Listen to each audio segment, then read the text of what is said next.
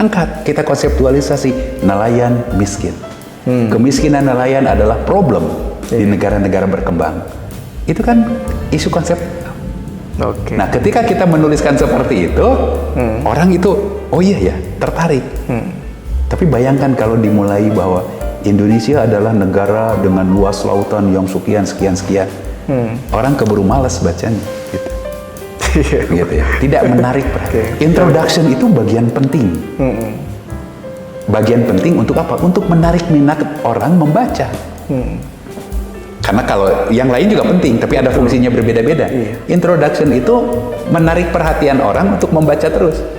Kalau dia sudah tidak suka dengan introduction-nya, mungkin akan malas membaca berikut. Nah, kalau dalam konteks misalnya skripsi, tesis, atau disertasi, dosen penguji misalnya, begitu dia melihat bagian awalnya itu sudah mumet, rumit, maka sudah akan muncul secara psikologis justifikasi bahwa karya tulis ini buruk. Padahal datanya mungkin bagus. Tapi karena dimulai dengan kalimat-kalimat yang rancu, kalimat-kalimat yang tidak penting, lompat-lompat, akhirnya simpulannya kan gini, justifikasinya. Oh, mahasiswa ini tidak mampu mengabstraksikan gagasannya ke dalam tulisan. Seperti itu. Tapi kalau dimulai dengan statement-statement yang membangkitkan rasa ketertarikan, si dosen penguji itu misalnya dia akan terus, oh kalau saya tertarik dibaca. Di tengahnya dia menemukan kelemahan, maka dia akan tanda petik memberikan maaf. Wajarlah kalau itu. Gitu ya. Karena dia sudah senang dengan membaca di awal. Jadi walaupun sebetulnya harusnya nilainya B, tetap saja dia kasih A. Karena dia mungkin kelemahan di sini adalah teledor atau apa gitu. Tapi kalau sejak awalnya buruk penyajian di pendahuluan itu, meskipun di akhirnya bagus, datanya bagus, dia sudah tercetak. Nulis pendahuluan saja tidak bisa, bagaimana yang dalamnya? Kira-kira begitu. Nah, ini trik juga untuk cara-cara meyakinkan pembaca bahwa karya tulis kita bagus. Nah, mulailah menulis itu dengan isu konseptualnya itu. Isu konseptual. Ya. Kalimat-kalimatnya dimulai dengan isu konseptual yang kita tertarik untuk mempelajarinya. Jadi jangan mulai dengan fenomena empiris, Cianjur terjadi gempa. Apalagi suka ada yang menulis di ini, Indonesia adalah negara, gitu ya. Segala macam yang jargon-jargon yang kalau dihapuskan kalimat itu tidak akan ada pengaruhnya terhadap karya tulis kita. Tidak menjadi pijakan yang bagus untuk melanjutkan. Tadi saya mengatakan begini, bila ada kalimat-kalimat atau bagian di dalam tulisan karya tulis kita, skripsi, tesis, ataupun disertasi, ataupun artikel jurnal, yang kalau itu dihapus tidak mengakibatkan pengaruh apapun terhadap karya tulis itu, maka sebetulnya nggak perlu itu. Hapuskan saja. Tapi kalau ada kalimat yang ketika kita cabut, kita hapus, menjadi ada yang hilang, berarti kalimat itu penting, pernyataan itu penting. Maka misalnya kalau saya menulis di tesis ataupun di mana artikel, itu mulai dengan alinea awal itu adalah tadi isu. Langsung ya Pak? Langsung ya. To the point. Jadi misalnya tadi kemiskinan nelayan. Kita tidak bicara lagi tentang Indonesia negara maritim segala macam. Itu aja. Problem nelayan-nelayan di negara berkembang hidup dalam kesulitan, misalnya begitu ya. Baik. Kita gunakan rujukan studi-studi yang menyatakan itu. Nah itu Pak, kadang-kadang Gitu. kosong nih Pak. Ya, kosongan maksudnya itu tadi karena isinya ya tadi jargon-jargon yang hanya mempertebal tulisan. Nah, ada gagasan, coba kalau Anda sudah selesai penelitiannya, kan akan menulis. Apakah menulis dari pendahuluan ke belakang atau start from the end?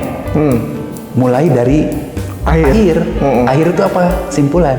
Kan ketika kita melakukan riset, mengolah, menganalisis, kita belum menulis ya, tapi sudah sampai kepada hasil penelitian kita ini. Mulai dengan itu. Oke. Kalau kita akan membuat simpulannya seperti ini, kan harus didukung dengan di belakangnya. Iya. Datanya harus mendukung, teorinya mendukung, pendahuluannya mendukung. Bisa begitu. Tapi tentunya kalau dalam konteks tesis, skripsi atau disertasi kan kita mulai dengan proposal ya. Tentu, Pak. Ada isu apa. Tapi kalau dalam misalnya kita menulis artikel jurnal atau menulis skripsi ya, ketika mulai bagian hasil dan pembahasan sampai kesimpulan. Kita punya gagasan dulu, apa sih yang akan kita simpulkan? Kesimpulan apa yang kita peroleh? Mulai dari situ kesimpulannya, kita mundur ke belakang. Data, sajian datanya harus bagaimana? Oke. Nah, kalau artikel juga begitu. Saya akan menulis sebuah topik. Dari riset yang dilakukan, kesimpulannya adalah X. Nah, pernyataan X ini harus didukung. Kalau begitu, pendahuluannya harus bagaimana? Iya.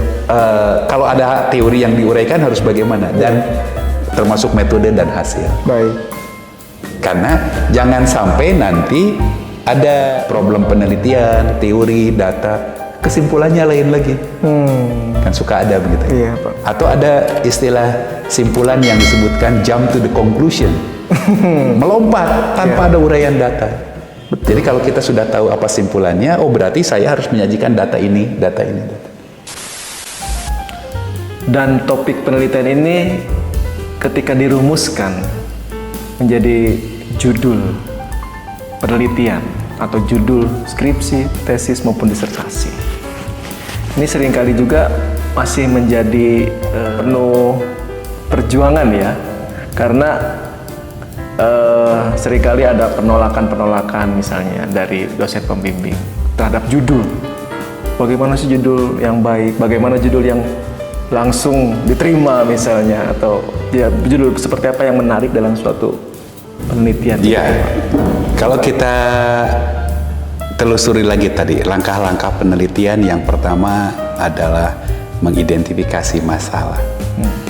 Sudah punya judul belum kita? Belum. Belum. Ya, jadi artinya, contoh pembangunan perkebunan kelapa sawit. Iya. Itu sangat menguntungkan bagi negara, devisa negara tinggi. Tapi ada kelompok-kelompok masyarakat yang tersingkirkan. Secara garis besar, secara global banyak yang diuntungkan. Tapi ada yang dirugikan. Lingkungan jelas rusak. Konversi dari hutan menjadi sawit. Tapi dari sisi sosial ada kelompok-kelompok masyarakat yang kemudian kehilangan penghidupan. Kehilangan budayanya. Kelompok-kelompok yang disebut masyarakat hukum adat, indigenous people, menarik bagi para antropolog. Gitu ya. Juga ya masalah-masalah lain lah. Indonesia negara maritim. Ya, artinya luas wilayah laut itu lebih daripada daratan. Apa isunya harus selalu pertanian? Oke. Pantura, Selatan, Kalimantan, panjang pantai Indonesia itu sangat panjang. Banyak yang meneliti, tapi masih kalah tadi dengan isu-isu daratan. Oke. Gitu ya. Kenapa? Kalau misalnya kita ada di Pantura, mahasiswa-mahasiswa yang ada di sana berdekatan dengan pesisir. Tapi saya kan bukan ahli kelautan, tidak jadi masalah. Kaji dari perspektif keilmuannya. Nah, ilmu sosial bagaimana mempelajari konflik manusia dan satwa? Kan kita tidak belajar tentang biodiversity-nya, tentang bagaimana satwa itu hidup. Kita bicara tentang bagaimana kalau policy, kebijakan tentang itu, kebijakan pembangunan yang seringkali dibuat tanpa memperhatikan keberadaan satwa yang harus dilindungi, tanpa memperhatikan kelompok-kelompok masyarakat yang ada di kawasan hutan. Jadi kita tidak berbicara tentang biodiversity-nya mungkin, tapi policy-nya, kebijakan tentang itu. Mungkin orang-orang dari analisis kebijakan, dari program studi kebijakan publik bisa melakukan itu. Tapi juga tentang satwa dan konflik manusia dan satwa. Antropologi juga bisa mempelajari dari perspektif antropologi, sosiologi, dan lain-lain gitu ya. Kalau Frank List menyebutkan, what do you want to find out? Apa yang ingin Anda pelajari? Secara umum, gitu ya. Silakan pilih satu topik atau apapun. yang Anda tertarik. Kalau bicara misalnya di Pantura, Pantura itu isunya kan lumbung padi ya, dulunya adalah lumbung padi. Tapi sekarang industrialisasi terjadi kan, konversi lahan banyak untuk industri. Iya. Apa implikasi Pantura masa depan? Mungkin tertarik dengan itu. Sekarang juga kita lihat sekarang banjir di hilir. Itu terkait dengan isu di hulu. Mungkin saya ingin meneliti persoalan-persoalan di hulu. Dari perspektif apa, Pak? Degradasi lingkungan adalah arena yang bisa diteliti oleh banyak pihak. Oke. Begitu ya. Nah, cara yang bisa dilakukan adalah kita bisa membaca ada persoalan minyak sawit kita di ban oleh luar negeri. Oke. Kenapa? Ada isu karena sawit dilakukan dengan cara konversi hutan. Bagi orang-orang yang punya interest dengan isu lingkungan, mungkin itu menarik. Tapi bagi orang yang interestnya dalam bidang politik, isu itu tidak terlalu menarik dibanding dengan isu sekarang tanda petik mulai menghangatnya karena pencalonan pengusungan bakal calon gitu ya. Bukan belum jadi calon, iya, tapi yang ini jadi bakal calon dari partai ini. Wah, ini terus orang-orang yang tertarik dengan sosial politik mungkin itu menarik perhatian dia. Milih topik dari suatu ide, menerjemahkannya ke dalam suatu topik atau bahkan disusun menjadi judul penelitian, itu masih menjadi kesulitan nih Pak bagi kalangan mahasiswa. Seringkali seperti itu. Bagaimana Pak? Apa yang harus dilakukan gitu? Atau bagaimana? Nah, saya tidak mengatakan dosen tidak mengerti gitu ya. Iya. Karena terlalu risky, masa sih dosennya gitu. Iya. Kita asumsikan saja bahwa dosen itu menyarankan ini untuk melengkapi, ya. memperkuat. Mungkin dosen itu berpikir topik penelitian Anda itu kompleks gitu ya. Kompleksitasnya tinggi. Kompleksitas tinggi. Tidak cukup hanya dengan metode kuantitatif. Iya. Tapi bukan berarti kalau kompleksitasnya tinggi kita tidak boleh membatasi masalah. Ya silahkan saja. Ini kan mahasiswa S1 misalnya ya. Iya. Boleh. Dari persoalan yang kompleks, ambil saja yang simple. Dalam persoalan politik yang kompleks ini, ataupun di dalam persoalan pilkada, pilpres, pemilu yang kompleks, saya akan mempelajari tentang bagaimana masyarakat memahami proses pemilu seperti itu. Jadi diperkecil, itulah pembatasan masalah, gitu ya. Jadi mungkin juga jangan dipaksakan untuk mahasiswa pada level S1 untuk malah mempelajari persoalan yang sangat kompleks gitu. Tapi kalau yang di level S3, perhatikan kompleksitas itu karena itu akan penting. Oke.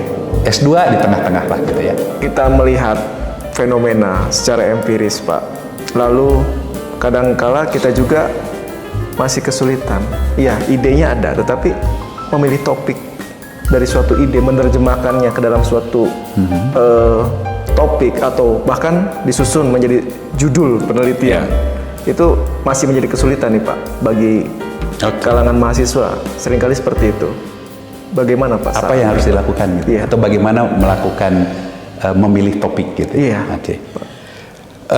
Tadi di slide yang saya tunjukkan tentang step-step di dalam melakukan penelitian, step pertama adalah identify the research problem. Ya, masalah. Itu tidak hanya satu kalimat identifikasi selesai. Kalau dioperasionalkan, langkah pertama itu, maka penelitian ini dalam merumuskan masalah akan dimulai dengan pertanyaan, apa sebetulnya yang ingin kita pelajari? Iya. Apa yang menarik perhatian si peneliti? Interest saya dengan interest orang lain bisa berbeda, gitu ya. Lalu kalau dicari topik-topik apa yang bagus untuk skripsi, untuk tesis, untuk disertasi, ya tergantung program studinya, gitu ya. Oke. Tergantung program studi. Ada isu-isu yang ataupun fenomena empirik, gitu ya, yang bisa menjadi arena untuk berbagai disiplin ilmu melakukan penelitiannya. Contoh sekarang, kalau kita berbicara tentang ini kan cuaca sepertinya tidak menentu ya. Panas, tiba-tiba hujan. Iya. Apakah ini yang disebut dengan fenomena pancaroba? Tapi rasa-rasanya sudah bertahun-tahun nggak jelas. Bulan April, bulan Juni hujan. Padahal harusnya katanya musim kemarau. Iya. Ini kan yang banyak dibicarakan oleh orang dengan fenomena perubahan iklim. Iya. Ada pemanasan global, lalu perubahan iklim. Nah ini topik global yang dibicarakan orang. Itu satu. Nanti ada terkait dengan apa namanya, misalnya isu kita bisa membaca ada persoalan minyak sawit kita di ban oleh luar negeri. Oke. Kenapa? Ada isu karena sawit dilakukan dengan cara konversi hutan. Bagi orang-orang yang punya interest dengan isu lingkungan, mungkin itu menarik. Tapi bagi orang yang interestnya dalam bidang politik, isu itu tidak terlalu menarik dibanding dengan isu sekarang tanda petik mulai menghangatnya karena pencalonan pengusungan bakal calon gitu ya. Bukan belum jadi calon, Iya, bakal tapi yang calon. ini jadi bakal calon dari partai ini. Wah ini terus orang-orang yang tertarik dengan sosial politik mungkin itu menarik perhatian dia, begitu ya. Iya, Pak. Jadi banyak sekali fenomena yang bisa dijadikan masalah penelitian. Nah poinnya sekarang, apapun program studinya, apapun disiplin yang dipelajari oleh mahasiswa itu, atau oleh peneliti pada umumnya, sebetulnya yang pertama adalah apa yang menarik perhatian dia. Ya, interestnya, Interestnya, minatnya ya, Pak. minatnya apa? Minat isu lingkungan, gitu? Minat politik, atau dikombinasikan. Ada isu lingkungan, lalu di sini bagaimana perspektif politik dalam melihat itu, Baik. gitu ininya. Itu harus dimulai dari situ. Kemudian itu artinya sebetulnya pertanyaannya ada. Kalau Franklin menyebutkan what do you want to find out? Apa yang ingin Anda pelajari secara umum? Gitu ya. Silakan pilih satu topik atau apapun yang Anda tertarik. Kalau bicara misalnya di Pantura, Pantura itu isunya kan lumbung padi ya. Dulunya adalah lumbung padi. Tapi sekarang industrialisasi terjadi kan? Konversi lahan banyak untuk industri. Iya. Apa implikasi Pantura masa depan? Mungkin tertarik dengan itu. Sekarang juga kita lihat sekarang banjir di hilir. Itu terkait dengan isu di hulu. Mungkin saya ingin meneliti persoalan-persoalan di hulu. Dari perspektif apa? Degradasi lingkungan adalah arena yang bisa diteliti oleh banyak pihak. Oke. Begitu ya. Nah, cara yang bisa dilakukan adalah ya harus banyak baca. Gitu ya. Oke, Pak. Membaca dalam arti begini. Bukan sekadar membaca teks koran atau apa dibaca. Kita mengamati pun adalah membaca. Jadi mengamati fenomena. Oh ini Karawang, Bekasi, Jakarta. Ini tumbuh, ini industrialisasi makin terus. Metropolitan makin membesar lagi. Itu kan sesuatu yang bisa kita lihat sehari-hari. Iya, Pak. Fenomena empiris yang kita rasakan, kita lihat, kita baca. Nah, lalu tambahkan lagi dengan membaca yang sebetulnya berbagai literatur kita baca. Begitu kita tertarik dengan sebuah gejala, perdalam pemahaman kita tentang gejala tersebut. Oke, semakin mengerucut gitu ya, Pak. Nanti untuk dikerucutkan dalam merumuskan topik. Saya kira begitu ininya. Jadi jangan dipilih nanti, misalnya begini, mahasiswa S1. Nanti saja kalau sudah mau skripsi baru mikir. Maka itu biasanya itu jadi lambat. Iya. Seharusnya sebetulnya ketika mulai belajar di semester 1 tentang teori dasar ya, pengantar ilmu pengetahuan apa terkait dengan subjeknya, biasanya juga di awal-awal mulai belajar metode penelitian. Nah, kalau saya selalu mengajarkan itu. Anda sekarang sudah mulai mengenal apa langkah pertama untuk merumuskan apa dalam penyusunan skripsi penelitian ini. Mulai identifikasi. Mulai sekarang Anda apa? Rumuskan, tetapkan apa yang menjadi interest dari yang Anda pikirkan, yang menarik perhatian. Begitu kita tertarik dengan sebuah isu, baca, kembangkan pemahaman kita tentang itu. Apakah kita sudah punya masalah penelitian? Belum. Tapi bagaimana kita bisa punya masalah penelitian kalau kita tidak mengetahui apa yang ingin kita teliti? Saya kira begitu. Iya. Mau berbicara isu politik, isu ekonomi, isu pembangunan, isu-isu terkait dengan hubungan antar masyarakat, relasi-relasi sosial, konfliknya mau berbicara konflik tentang kesukuan, konflik yang berbasis terkait agama, sara, seperti itu banyak sekali. Konflik manusia dengan lingkungan. Ya, ada konflik manusia dengan lingkungan dalam arti bukan lingkungan ekosistem, tapi biasanya misalnya kalau di luar Jawa itu konflik manusia dan satwa. Ya, satwa. Konflik manusia dan gajah. Bukan saling berhadapan gitu. Iya. Tapi konflik dalam memanfaatkan habitat. Iya. Itu sering disebut dengan konflik satwa gitu. Ini mungkin juga tertarik. Nah, ilmu sosial bagaimana mempelajari konflik manusia dan satwa? Kan kita tidak belajar tentang biodiversity-nya, tentang bagaimana satwa itu hidup. Kita bicara tentang bagaimana kalau policy, kebijakan tentang itu, kebijakan pembangunan yang seringkali dibuat tanpa memperhatikan keberadaan satwa yang harus dilindungi, tanpa memperhatikan kelompok-kelompok masyarakat yang ada di kawasan hutan. Jadi kita tidak berbicara tentang biodiversity-nya mungkin, tapi Polisinya. kebijakan tentang itu. Mungkin orang-orang dari analisis kebijakan, dari program studi kebijakan publik bisa melakukan itu. Tapi juga tentang satwa dan konflik manusia dan satwa. Antropologi juga bisa mempelajari dari perspektif antropologi, sosiologi, dan lain-lain gitu ya. Politik tadi misalnya kebijakan, mempelajari bagaimana proses-proses politik sebuah kebijakan ditetapkan. Misalnya, contoh pembangunan perkebunan kelapa sawit. Iya. Itu sangat menguntungkan bagi negara, devisa negara tinggi. Tapi ada kelompok-kelompok masyarakat yang tersingkirkan. Secara garis besar, secara global banyak yang diuntungkan, tapi ada yang dirugikan. Lingkungan jelas rusak, konversi dari hutan menjadi sawit. Tapi dari sisi sosial ada kelompok-kelompok masyarakat yang kemudian kehilangan penghidupan, kehilangan budayanya. Kelompok-kelompok yang disebut masyarakat hukum adat, indigenous people. Mungkin menarik bagi para antropolog, gitu ya. Juga, ya masalah-masalah lain lah. Indonesia negara maritim, ya artinya luas wilayah laut itu lebih daripada darat. Isunya harus selalu pertanian. Oke. Pantura, Selatan, Kalimantan, panjang pantai Indonesia itu sangat panjang. Banyak yang meneliti, tapi masih kalah tadi dengan isu-isu daratan. Oke. Gitu ya. Kenapa? Kalau misalnya kita ada di Pantura, mahasiswa-mahasiswa yang ada di sana berdekatan dengan pesisir. Tapi saya kan bukan ahli kelautan, tidak jadi masalah. Kaji dari perspektif keilmuannya.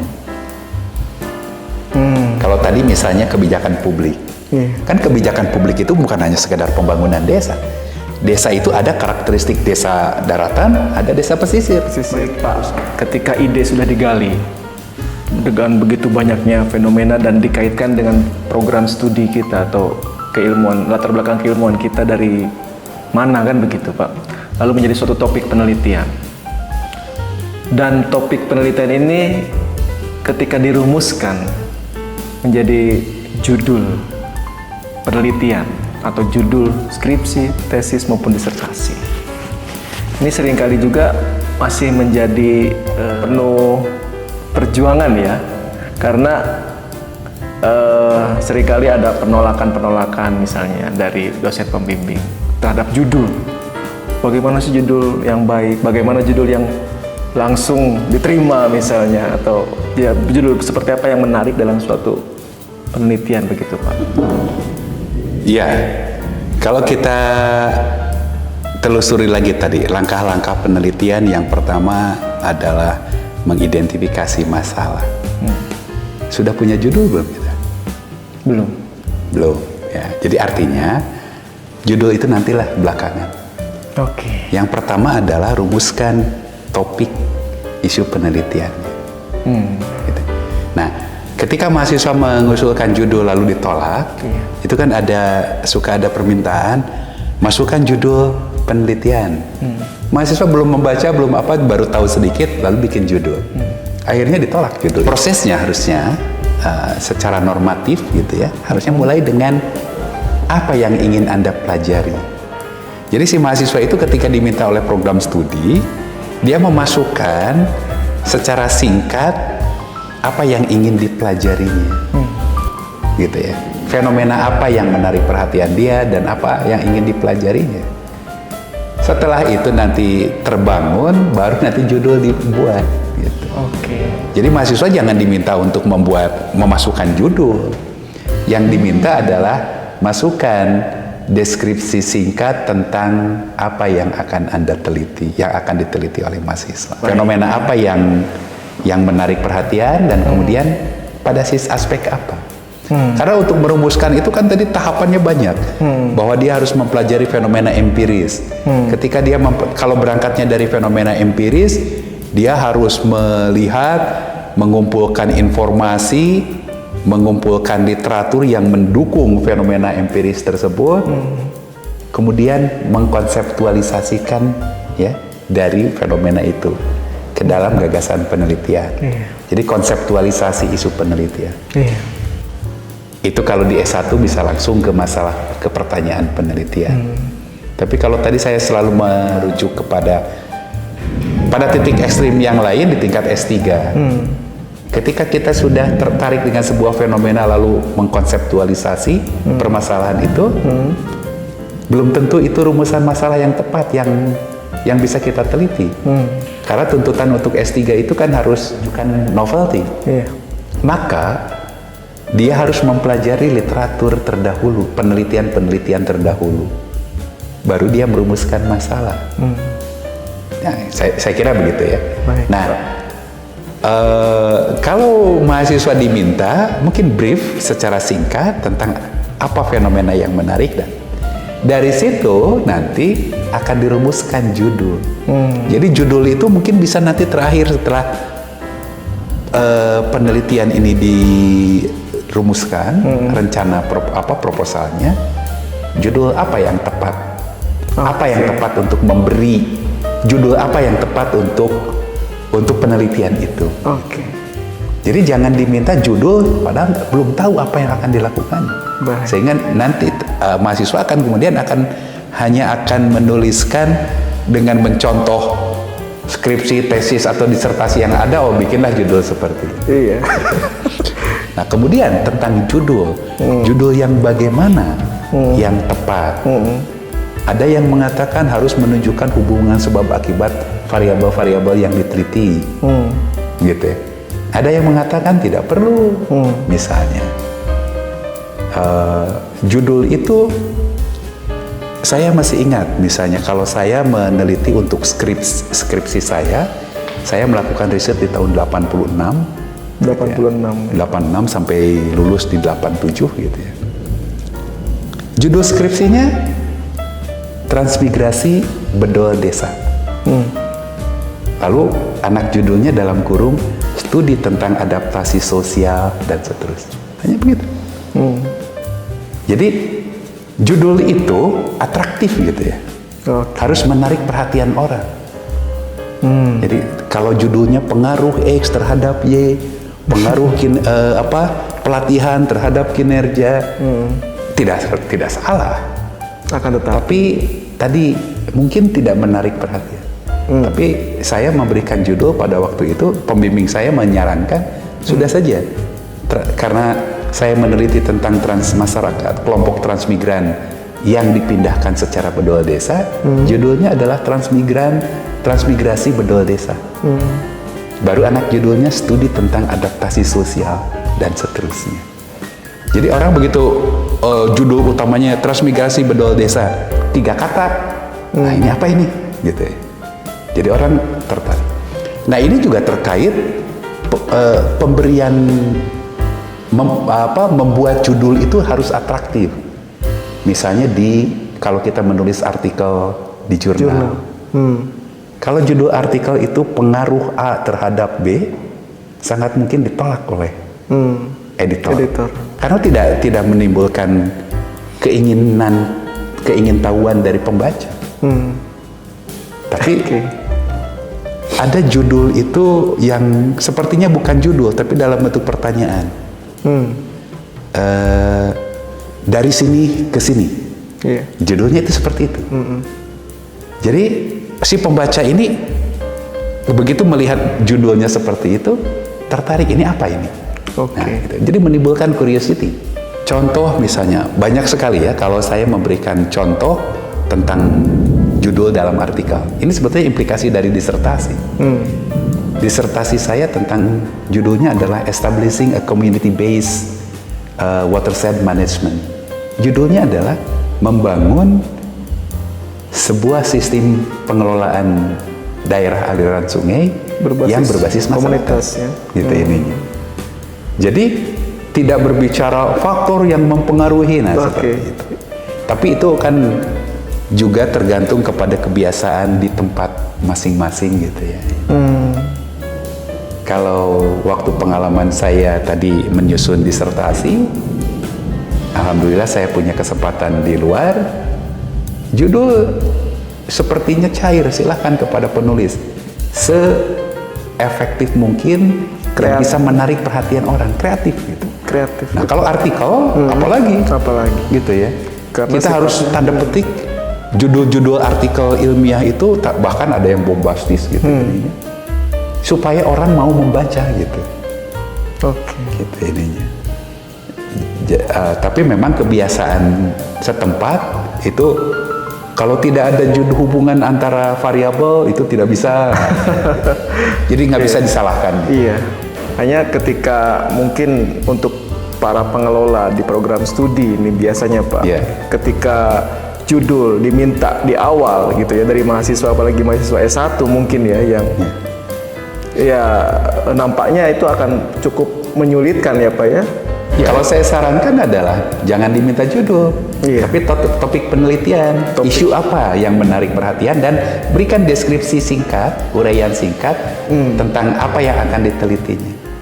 Nanti dari situ bisa dirumuskan berbagai kan dipersempit ya topiknya, dipilih topik-topiknya, dari situ nanti judul. Gitu. Kemudian Pak, setelah judul didapat, artinya ketika judul itu didapat, lalu ditolak, judul ditulis lagi, ditolak lagi begitu ya. Nah, mahasiswa ini sehingga pikirannya itu hanya deskripsi ini judul, dan judul. Padahal ya judul itu bisa di akhir tadi. Kenapa judul itu ditolak? Karena kan ketika diminta judul, mahasiswa hanya memberikan statement tadi kan, yang betul-betul judul, tidak ada uraiannya kan. Jadi kalau judul ini, wah ini sudah banyak, ini akhirnya dosen bisa atau prodi bisa menolaknya. Tapi kalau misalnya dalam uraian deskripsi singkat tentang apa yang mau diteliti, kan dari situ, oh mahasiswa ini punya ketertarikan dengan isu pesisir, dengan isu perkotaan, dengan isu politik, dengan isu ekonomi.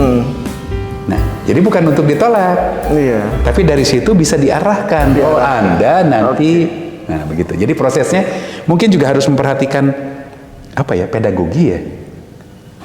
Kita itu memang bukan seperti di pendidikan dasar menengah gitu ya. Betul. Tapi ya di perguruan tinggi juga bukan begitu. Tetap aja ada proses pendidikan. Jadi apa yang dimiliki oleh mahasiswa dibantu oleh dosen untuk dikembangkan. Baik. Gitu. Iya, artinya ketika judul dikat ya memang karena desain instruksionalnya sendiri mungkin perlu kita pertimbangkan kembali begitu ya. Jangan sampai mahasiswa frustrasi karena fenomena judul ditolak ini seringkali menjadi ketakutan mahasiswa ya. Iya, betul Pak. Kegelisahan banget. Judulnya sudah 3 kali ditolak, bahkan mereka hitung gitu Pak, berapa kali ditolak untuk masalah judul. Tapi kalau misalnya dia memberikan tadi deskripsi ya, coba Anda ceritakan apa sih yang ingin kamu pelajari. Bahkan mungkin dosen di situ bisa diarahkan berdasarkan interestnya itu. Oh kalau begitu Anda coba pelajari ini ke sini dan seterusnya. Baik. Jadi judul menanti, tapi tema penelitian atau topik penelitian, interest si mahasiswa itu yang penting. Misalnya dalam ini Pak, ya struktur, ya katakanlah abstrak ini kan mencerminkan dari struktur, dari keseluruhan isi karya ilmiah tersebut. Nah, apa saja sih Pak yang sebetulnya harus ada dan tercermin di abstrak begitu? Abstrak itu ditulis duluan atau belakangan kan gitu pertama. Lalu apa isi dari abstrak? Iya. Abstrak itu kan ya setelah kita membuat sebuah laporan, skripsi, tesis atau disertasi yang lengkap, baru kita diperas. Iya. Jadilah abstrak kan gitu. Betul. Jadi abstrak belakangan, gitu ya. Nah sekarang kita dalam menulis itu kan mulailah dari pendahuluan dan seterusnya sampai kesimpulan. Iya. Lalu diabstrakkan. Gitu. Nah, ada gagasan. Coba kalau Anda sudah selesai penelitiannya, kan akan menulis. Apakah mulai dari pendahuluan ke belakang atau start from the end? Mulai dari akhir. Akhir itu apa? Simpulan. Kan ketika kita melakukan riset, mengolah, menganalisis, kita belum menulis ya, tapi sudah sampai kepada hasil penelitian kita ini. Iya. Mulai dengan itu. Oke. Kalau kita akan membuat simpulannya seperti ini, kan harus didukung dengan di belakangnya. Iya. Datanya harus mendukung, teorinya mendukung, pendahuluannya mendukung. Bisa begitu. Tapi tentunya kalau dalam konteks tesis, skripsi atau disertasi kan kita mulai dengan proposal ya. Tentu Pak. Ada isu apa. Tapi kalau dalam misalnya kita menulis artikel jurnal atau menulis skripsi ya, ketika mulai bagian hasil dan pembahasan sampai kesimpulan. Kita punya gagasan dulu, apa sih yang akan kita simpulkan? Kesimpulan apa yang kita peroleh? Mulai dari situ kesimpulannya kita mundur ke belakang. Data, sajian datanya harus bagaimana? Oke. Nah kalau artikel juga begitu. Saya akan menulis sebuah topik. Dari riset yang dilakukan kesimpulannya adalah X. Nah pernyataan X ini harus didukung. Kalau begitu pendahuluannya harus bagaimana? Iya. Kalau ada teori yang diuraikan harus bagaimana? Dan termasuk metode dan hasil. Baik. Karena jangan sampai nanti ada problem penelitian, teori, data, kesimpulannya lain lagi. Kan suka ada begitu. Iya, Pak. Atau ada istilah simpulan yang disebutkan jump to the conclusion. Melompat tanpa ada uraian data. Jadi kalau kita sudah tahu apa simpulannya, berarti saya harus menyajikan data ini. Kira-kira begitu ya. Itu cara menulis. Tapi kalau mulai juga satu persatu itu nggak ada salah. Yang tadi itu gagasan-gagasan baru yang coba start from the end kalau menulis gitu. Baik. Bukan berarti kita belum merencanakan penelitian lalu punya simpulan kan enggak. Oke. Gitu. Iya. Saya kira. Baik Pak. Sekarang Pak di tadi apa ya? Pak. Isi abstrak ya?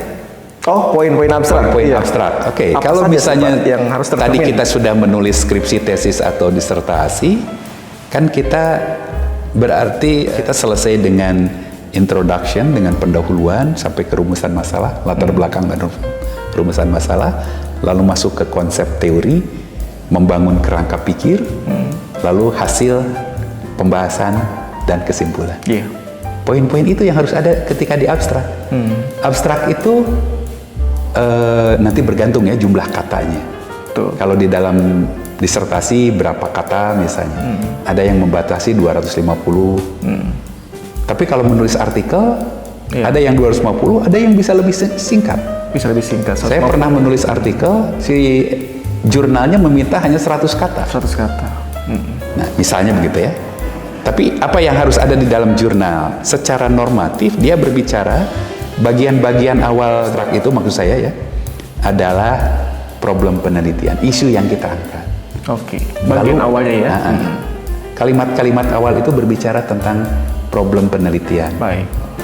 Problem yang sesuatu yang dipersoalkan. Oke. Lalu masuk metode. Uraian metode secara singkat, lalu masuk hasil dan findings ya. Iya. Findings itu apa? Lalu di akhirnya simpulan. Seperti Atau itu. implikasinya begitu ya Pak barangkali. Implikasi misalnya, implikasi terhadap riset lanjutan bisa jadi seperti itu. Jadi ada komponennya 4 tadi.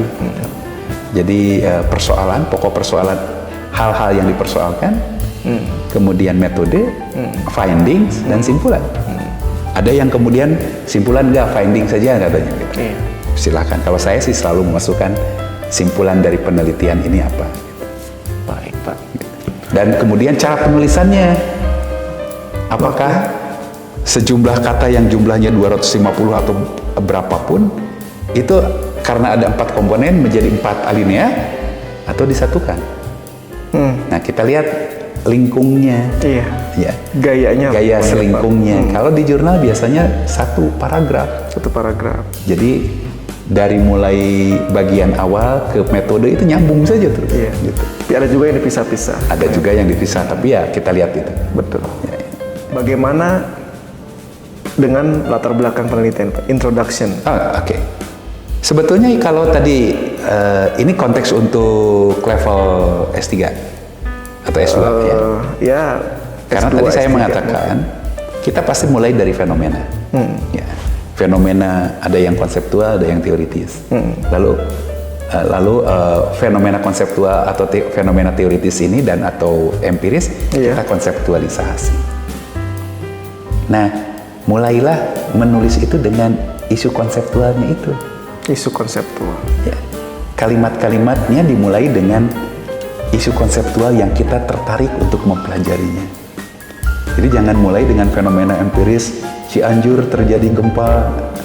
Apalagi suka ada yang menulis di ini, Indonesia adalah negara, gitu ya. Segala macam yang jargon-jargon yang kalau dihapuskan kalimat itu tidak akan ada pengaruhnya terhadap karya tulis kita.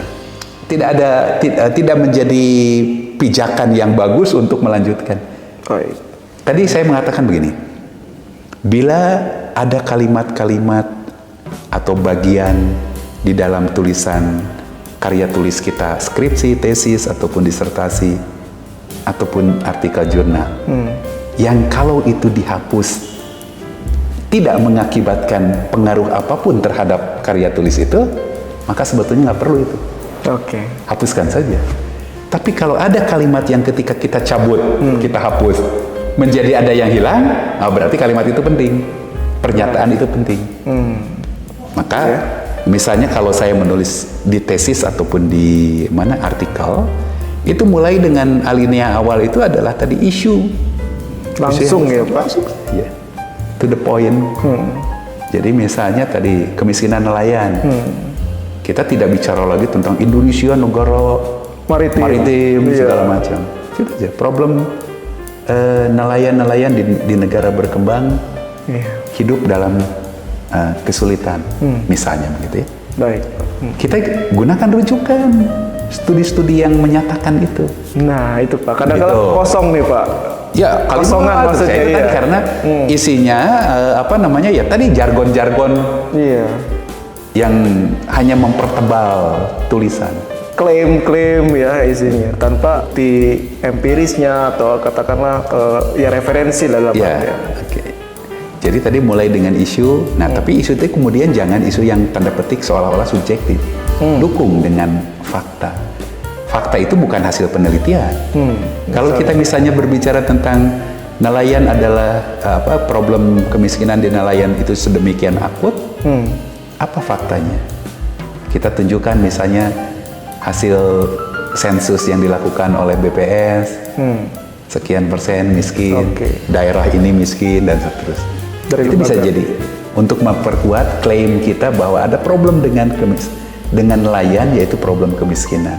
Baik. Kalau saya menggunakan contoh itu ya, saya kira.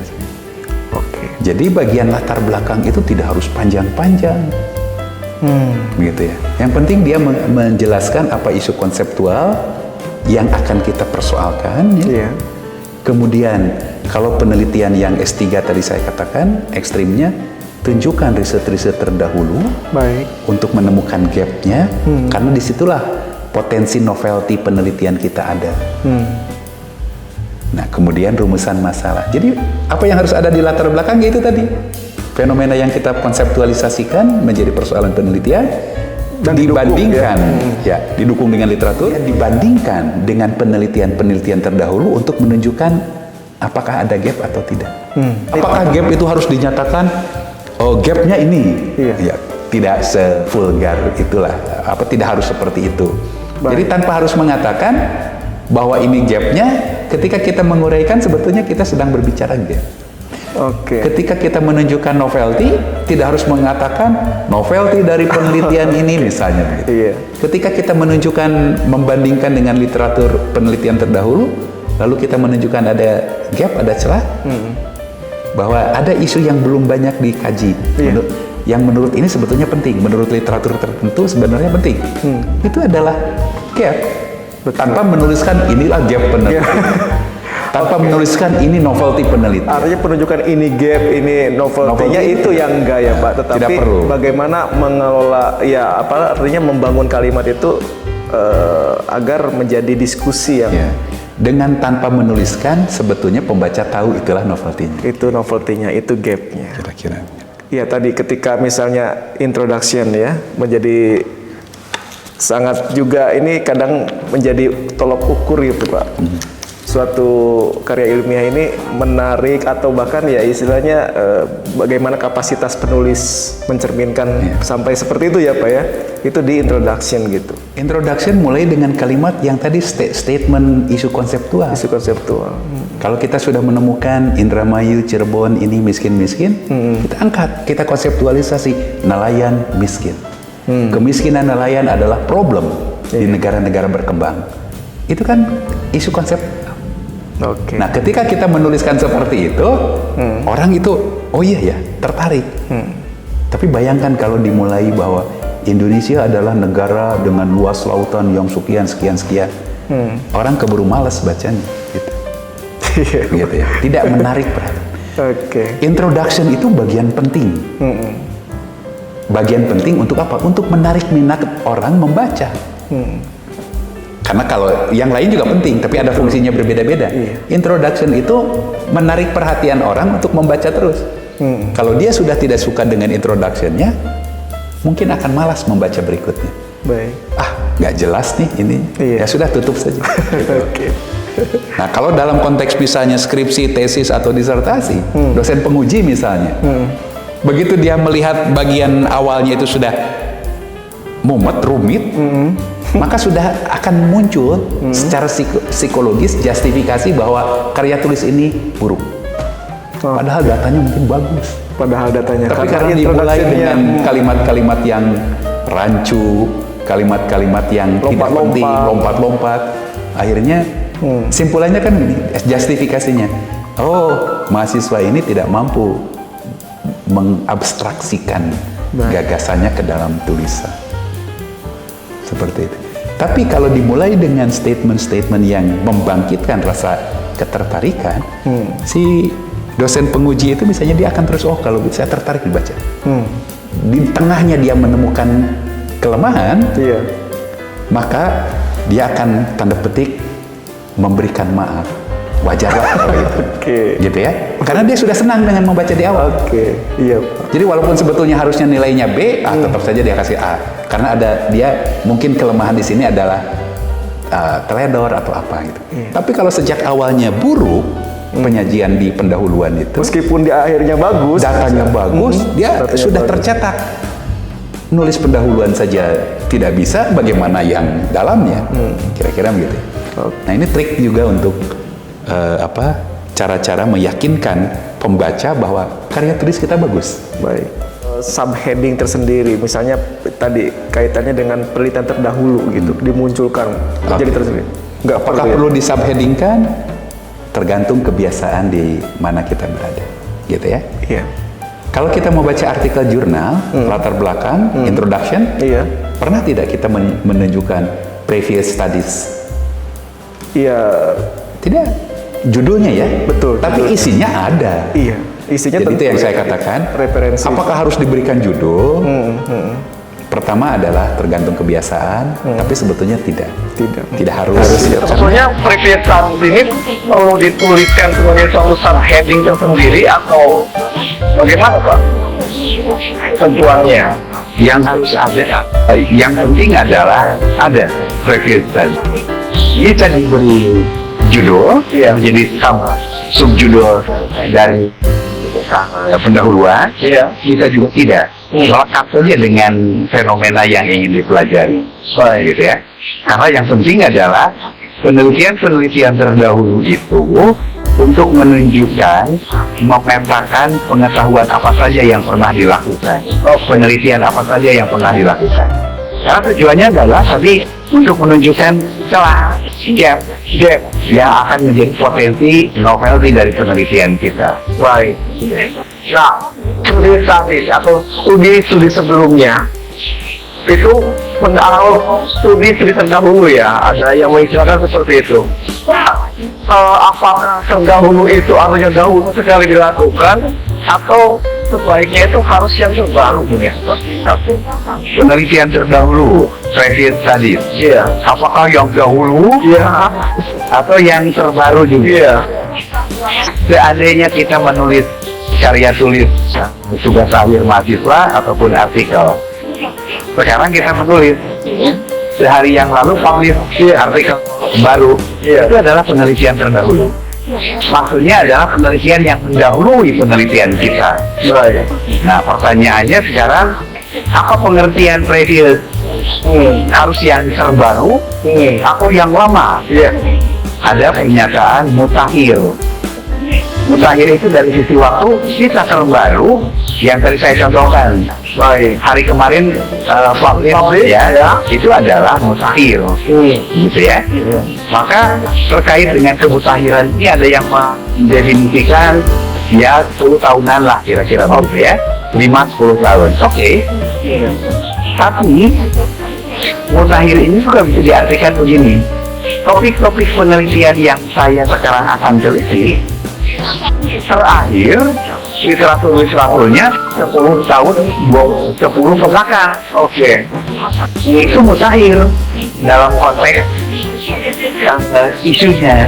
Jadi yang paling baru dari topik-topik itu ada 15 tahun yang lalu misalnya. Ya, nggak jadi masalah. Oke. Kemudian kalau kita bicara yang terbaru dalam 5 tahunan ini, ada juga yang 25 tahunan yang lalu misalnya. Baik. Boleh nggak literatur yang 25 tahunan lalu atau 20 ke atas itu kita rujuk? Iya. Tergantung tujuan penelitian. Kalau kita ingin menunjukkan perkembangan, ya sebenarnya selain dari itu, mulainya 25-30 tahun yang lalu sampai sekarang berubah trendnya. Maka kan kita harus tunjukkan. Betul, Pak. Jadi tergantung kepada kepentingan kita merujuk tulisan-tulisan terdahulu. Iya. Saya kira memang kalau kita menulis artikel jurnal, ada jurnal-jurnal yang kita menulis artikel untuk jurnal, ada jurnal yang secara spesifik menyatakan literatur yang akan disitasi dalam tulisan kita 10 tahun terakhir. Ya. Oke. Ada yang gitu. Tapi tidak semua.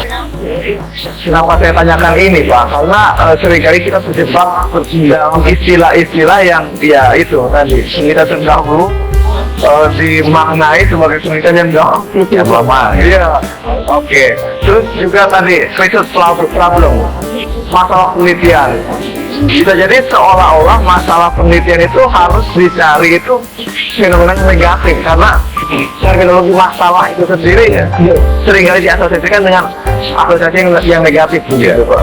Ya, ini kita bicara lagi tadi ke uraian pertama kali ya, Misalnya, tentang fenomena empiris ada yang negatif. Iya. Tidak harus selalu. Tidak harus selalu. Jadi fenomena empiris kita rumuskan menjadi masalah penelitian.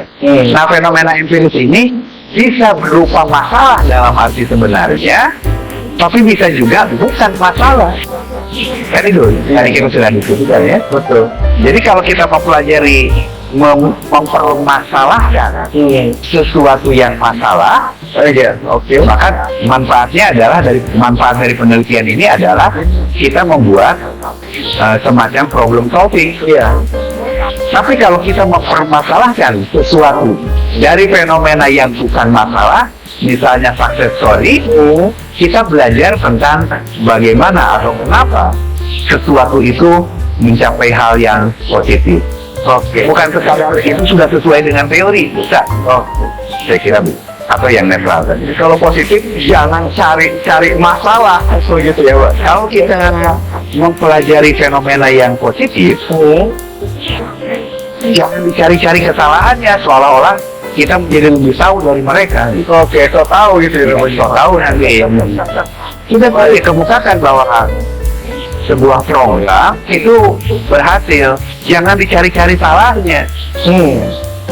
Udah identifikasi kenapa program itu bisa berhasil. Gagasan teorisisnya nanti bisa kita terapkan di tempat lain.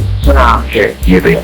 Jadi peneliti itu jangan sok tahu, jangan sok jago, mencari-cari yang salah untuk dibuatkan rekomendasi. Penelitian itu bisa berarti belajar. Gitu ya, bisa berarti belajar. Jadi bukan meneliti sesuatu seolah-olah kita menjadi lebih tahu. Iya Pak. Seperti kalau mahasiswa KKN ke desa-desa, maka mahasiswa KKN itu dulu ya datang ke desa untuk mengajari orang desa. Pada prinsipnya mahasiswa yang KKN ke desa itu belajar dari penduduk di desa. Baik. Belajar apa? Belajar segala macam yang mungkin berguna. Baik. Jadi pengetahuan lokal dijadikan pengetahuan yang ilmiah. Kan itu bisa begitu. Nah, menulis juga bisa. Penelitian juga begitu. Gitu ya. Ya. Jangan mencari-cari kesalahan. Kalau memang fenomenanya positif. Positif ya Pak. Wah, menarik sekali ya Pak. Dan yang netral mungkin ya Pak. Ya mungkin memikirkan kembali atau ya tadi ya gagasan yang sudah ada sehingga perlu didiskusikan kembali ya. Tadi kita ketika mengangkat dari posisi yang netral misalnya. Ya kalau yang tadi netral itu kan kita mungkin saja ada research yang sangat kemanfaatannya secara praktis sangat diharapkan. Jadi kita diharapkan merancang sesuatu. Gitu ya. Penelitian misalnya di engineering gitu ya. Itu kan tidak dari negatif atau positif, tapi bisa saja dari sesuatu yang tidak ada, kemudian coba kita rumuskan. Penelitian seperti arsitek, model arsitek seperti apa untuk kawasan seperti ini? Model arsitek seperti apa untuk kawasan pedesaan di Jawa Barat? Baik, kan kalau di pedesaan Jawa Barat arsitek itu membuat tipe seperti rumah Bali, kan aneh, gitu ya. Iya. Nah itu kan berangkat dari sebuah fenomena pedesaan di Jawa Barat yang tidak dikatakan dulu negatif atau positif, tapi desain pedesaan seperti apa yang kalau dikembangkan kan menunjukkan ciri-ciri masyarakat pedesaan Jawa Barat sudah menjadi permukiman atau kawasan perkampungan yang ramah lingkungan dan seperti itu. Baik Pak, itu di introduction atau latar belakang penelitian ya. Pak, di tinjauan pustaka ini biasanya mungkin menjadi bab 2 dalam suatu karya ilmiah di tugas akhir ya Pak. Seringkali di kalangan mahasiswa ini bingung atau sulit membedakan antara tinjauan pustaka dengan kerangka pemikiran begitu Pak. Oke. Sepertinya bingungnya apa? Ya, katakanlah kontennya itu sama Pak. Iya. Kita lihat lagi terminologi dari tinjauan pustaka. Iya. Tinjauan pustaka dalam bahasa Inggris literature review. Iya. Literatur review itu apakah hanya kalau dalam konteks misalnya skripsi tesis kita hanya di bab 2? Enggak, di bab 1 kan kita juga melakukan membaca literatur ya. Iya, betul Pak. Gitu. Iya. Jadi artinya sebetulnya aktivitas literatur review membaca literatur itu generik. Manfaatnya ketika kita membaca literatur, hasil dari bacaan kita itu bisa kita gunakan membantu kita yang pertama merumuskan masalah. Oke. Tadi ada previous studies di bab 1 di pendahuluan. Previous studies itu kan literatur. Kita review literatur yang ada, kita review tentang penelitian terdahulu. Dari situ ditemukan gap, dihasilkan rumusan masalah penelitian, kan gitu ya. Jadi dengan membaca literatur kita bisa merumuskan masalah. Karena ada gap dan ada potensi novelty-nya. Baik. Gimana itu dilakukan? Literatur review itu ditulis di bab pendahuluan. Tapi ketika kita kemudian berbicara setelah merumuskan masalah, kan kita harus membangun statement-statement hipotetikal. Dasarnya apa? Teori. Teori itu ada di mana? Ada di literatur lagi. Kita baca literatur yang isinya adalah tentang gagasan-gagasan teoritis. Kita mendiskusikan gagasan-gagasan teoritis yang ada,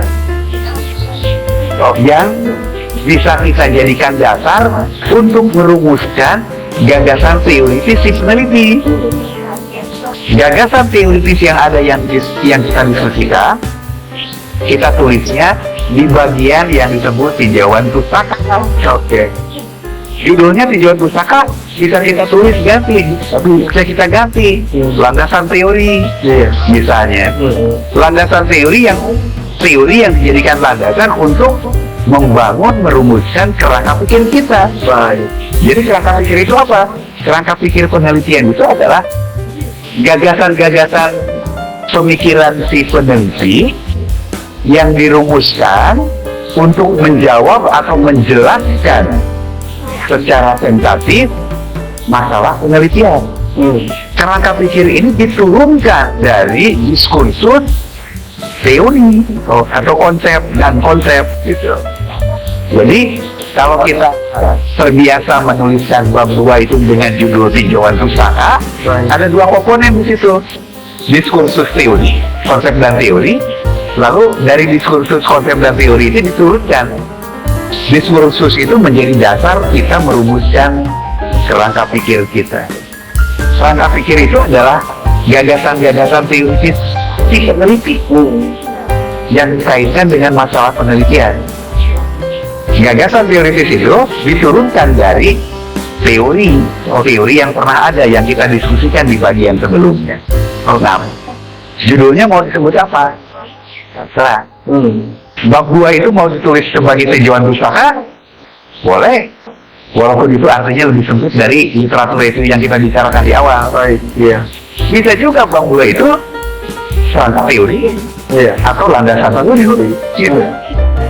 Karena memang yang dibicarakan adalah teori-teori yang menjadi landasan bagi kita merumuskan kerangka pemikiran. Jadi kerangka pemikiran itu diturunkan dari teori yang kita bicarakan tadi. Kalau teori itu kita membedah, kita menguraikan pendapat teoritis orang lain.